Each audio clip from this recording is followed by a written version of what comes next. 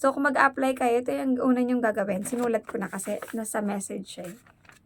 So,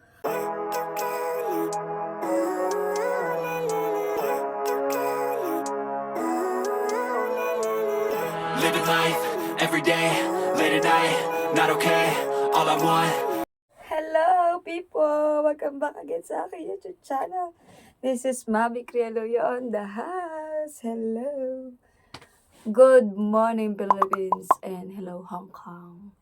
So today is another day, another vlog. I just feel like vlogging today. Wow, ang ganda. Parang ganda ng lightning. Parang ganda ng buhok ko. Charot. Naligo ako kagabi. Charot.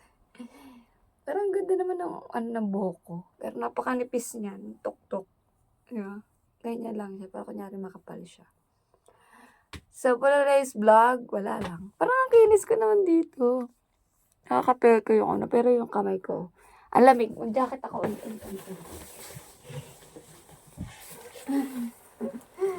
Akala ko hindi malamig yan. So, today is cold today, but it's sunny today. Ang ganda ng ano. Maaraw. Ito yung background ko dyan. Yan. So, maaraw. But it's cold.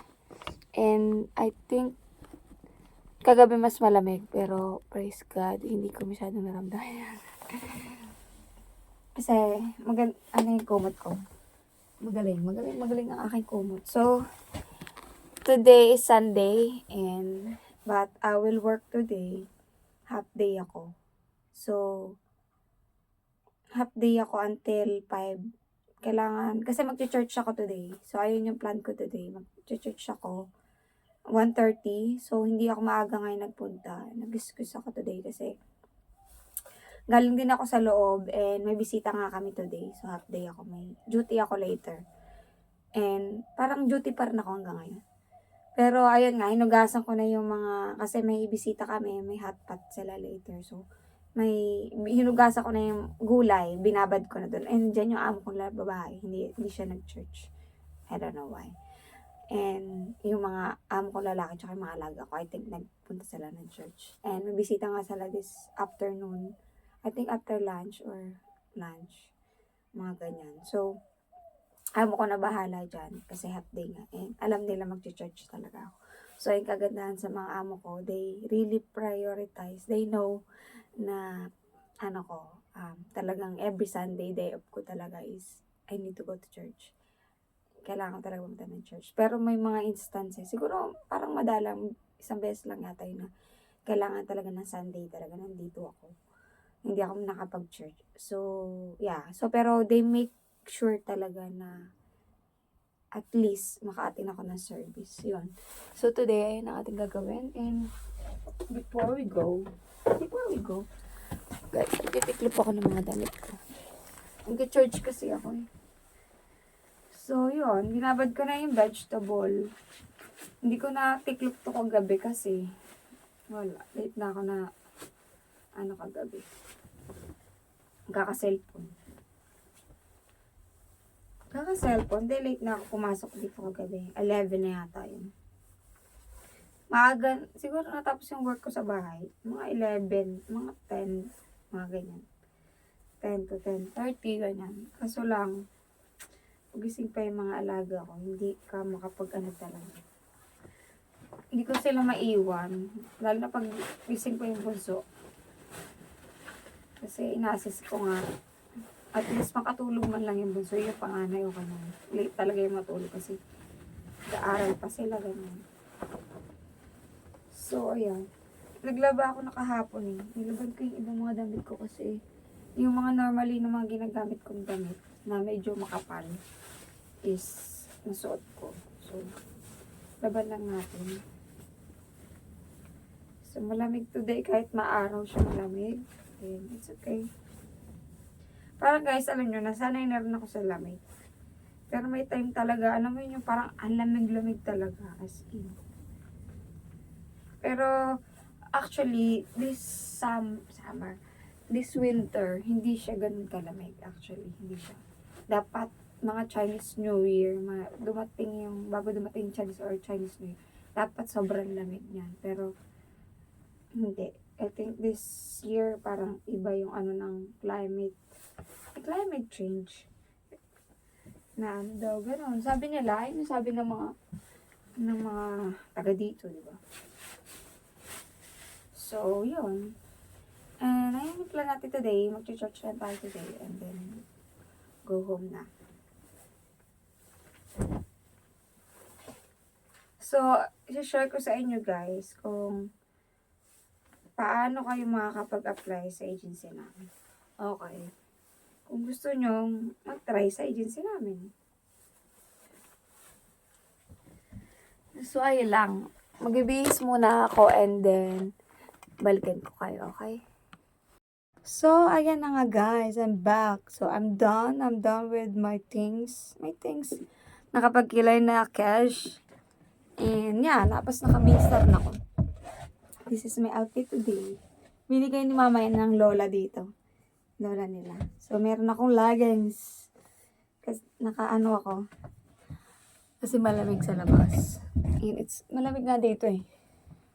So, anyway. So, ayan. Ang ganda ng ano. Ang ganda naman ang balat ko dito sa camera. Kalo.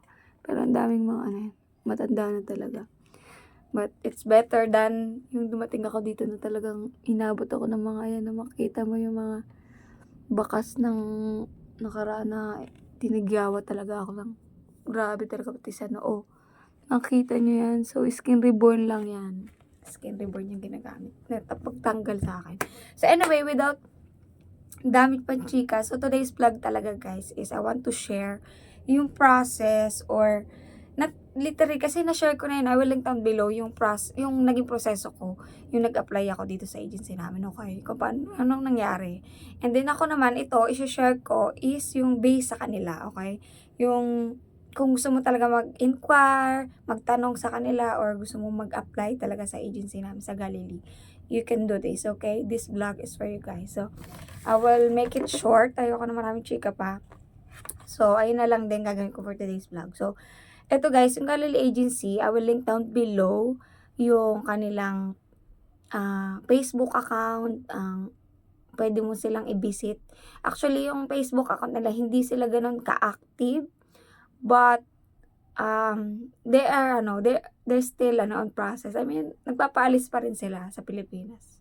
Okay, nag-hire pa rin sila. Hindi nga lang, kahit ako in-update ko yung friend ko sila sa Facebook. So, hindi sila ganun ka-updated, but they're still updated naman sa amin na mga napaalis na nila. So, kung mag-apply kayo, ito yung una nyong gagawin. Sinulat ko na kasi nasa message siya. So, una, ang gagawin nyo is kailangan nyo i-fill up yung form. I will link down below yung form nila para masagutan nyo. Personal information yun about sa inyo and sa work nyo, yung background nyo, okay? So, kayo na bahala dyan. And then, next nun, after nyo mag-fill out sa kanilang form, Google form yun, I think. Remember, tinry ko rin buksan. And I think, I remember, nagganon din ako before. Naging maganda lang yung nila. Tawag dito? Maganda, binago na nila syempre yung ibang mga details. But, it's still the same, mostly the same. So, next nun, after nyo mag-fill up ng form sa link, is nyo naman, i-message naman sila sa WhatsApp, and I will link down below din yung WhatsApp number na pwede kayong makapag-communicate sa kanila. So, sabi dito, message them in WhatsApp, tapos, isa-send nyo dyan yung full passport name nyo, at saka WhatsApp number. Okay, pag nag-message, kailangan, ganun din ginawa ko, sinend ko yung, makita yung information nyo. Yung passport. And then, WhatsApp number. And then, after nun, magsisend din kayo ng 2x2 ID, 2x2 yung picture, 2x2 picture ID, and full body photo. Okay? Yung full body photo nyo. Ako, hindi ko matandaan na ginawa ko yun, but I send 2x2. Pero, ginawa rin namin yun after na nagtitraining na ako sa Laguna nun eh. Yung nagtitraining namin, yung parang half body ko nun. But, ito nga, sabi nga, full body, okay. So, next naman nun, you will proceed yan, we will receive your application. Tapos, tas ang sabi niya, will schedule to do the interview. Pag nakatanggap na pag na-receive na nila yung message mo or yung file mo, they will schedule you para sa interview. Initial interview yon for sa agency, okay? Kailangan, yun, prepare ka pag minessage ka nila. Kasi mabilis lang sila pag sinabi na interview this time. Kailangan on time ka, kailangan di ka alam mo yon, just be ready anytime na message ka nila. So, ito naman ang qualification na sinasabi nila na dapat na meron tayo as if you want to apply. I mean, hindi naman siya over ano lang na basta like qualification na nahanap nila, okay? So, una sa age, yung age naman is kailangan 24 to 40 years old with valid passport ID, 2 years na valid passport ID. Okay, 24 to 40. I'm not sure kung ano 'to sa siguro sa first timer and ex-abroad.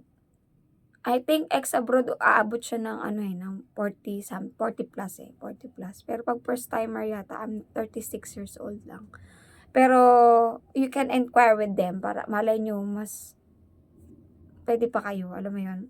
So, next naman kailangan for ex-abroad naman 'to, ex-abroad with at least 2 years Finnish contract. Kung Finnish contract ka, puwede kang mag-apply sa kanila kung ex-abroad ka. And then, ito nga, sa first timer naman guys, kailangan talaga with TESDA and C2 and must speak good English. At least, alam niyo, hindi naman good, very fluent talaga, but at least you can, communicate. Katulad ako, hindi ako magaling mag-English, but I still can communicate at least. Alam mo yun, pwede mo masasabi mo yung gusto mo, ma-explain mo yung gusto mong sabihin. Alam mo yun, ay importante kasi dito, ma-deliver mo ng tama yung gusto mong sabihin, ganyan. At least, but hindi mo exactly kailangan fluent ka. Okay, so encouragement ko yun sa inyo, huwag kayong matakot na speaking good English, kasi hindi man sila din good in English dito. But at least, you can express yourself, ganon. And next naman, yung TESDA naman guys is, in my experience kasi, nag-apply ako, wala pa akong TESDA, okay? So, but on the process of application, yung training nga namin sa Laguna that time, is, ayun na yun, naging kasama na siya sa training, ng training working here, and training din sa TESDA. So, ayun, sila na rin tumulong sa akin to process yung kung saan ako training, kung saan ako mag-a-assess, mag-detect ng assessment ng TESDA and C2 for domestic helper. So, sila rin yung nag-guide sa akin. So, sila na, I think still, as far as I heard sa mga bagong dumating dito na mga na nagpupunta sa church namin, and under Galilee rin sila.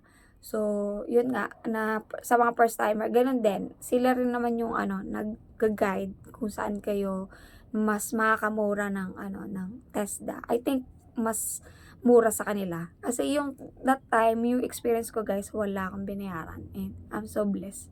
That time, I think nasa shoulder ng employer ko yung TESDA, ay yung training for TESDA.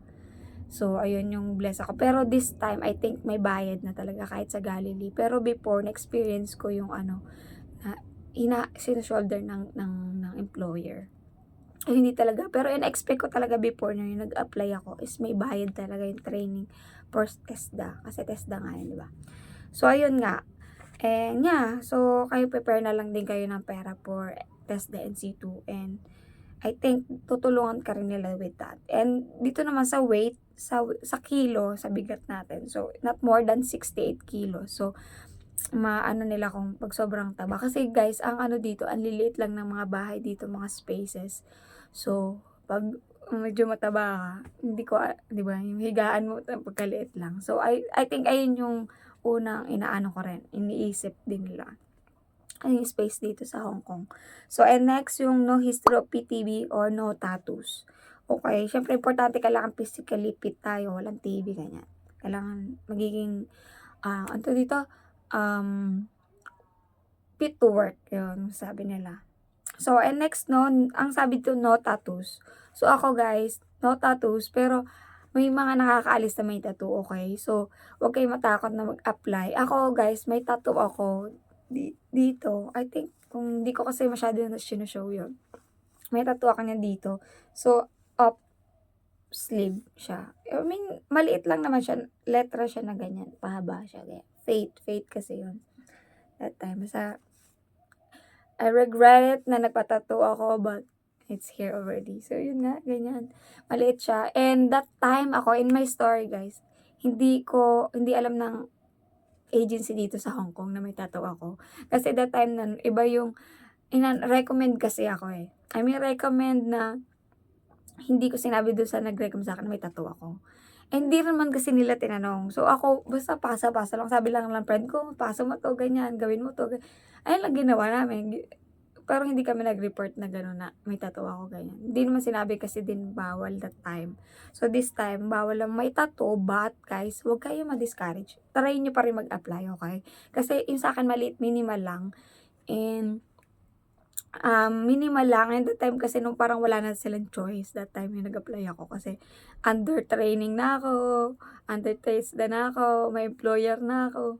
So, wala sila magagawa at that time. And, hindi ko naman na magsinungaling kasi guys, nag-fit to work ako nag-medical ako is okay yung medical ko, fit to work ako. Sinabi ko yung tattoo ko, hindi ko naman hindi man ako nagsinungaling sa medical ko. Andun yun.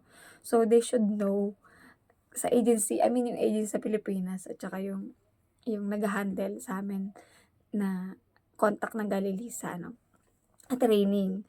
So, ayun. And then, yeah, but praise God, and it's God's plan talaga. It's God's plan talaga how I get here. And yun, ayun lang ang inaano ko, ayun lang yung gusto kong i-share. Kung I will link down below, lahat din naman to pinagsasabi ko.